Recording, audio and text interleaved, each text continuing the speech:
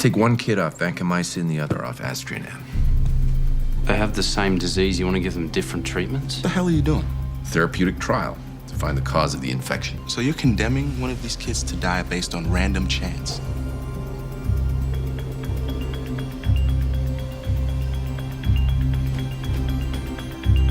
I guess I am.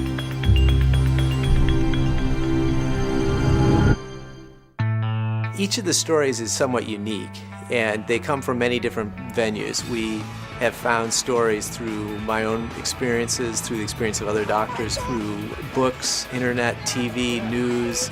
Just about every way of gathering information is a possible place to get stories from. You can't have a really smart guy dealing with kind of dumb stories. You gotta have a smart guy dealing with really smart stories, so we really need our doctors to give us those 4 acts of twists and turns of medical stories.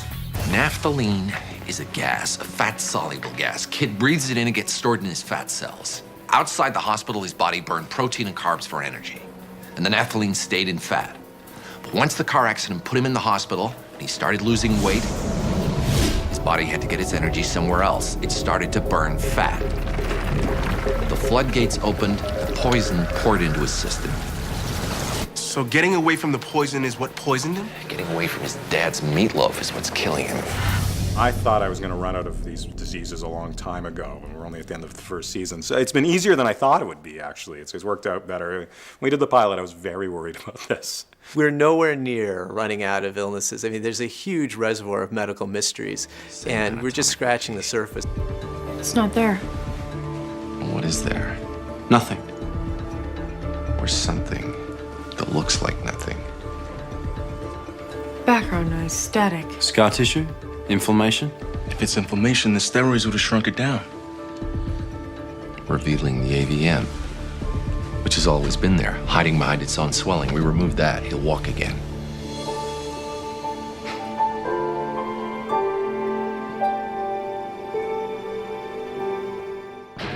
Each of the actors on this show is very interested in portraying a doctor in an accurate way and portraying it in a way that is believable both to lay people watching the show and to medical professionals, whether it's tapping a knee for a reflex or putting in a central line or doing laparoscopic surgery. Everybody wants to make sure that they're doing things correctly and that they know that what they're doing is in fact will be recognized as being correct and accurate.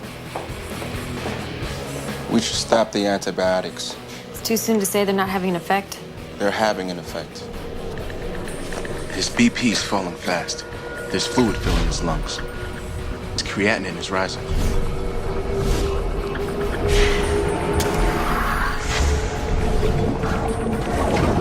His kidneys are shutting down.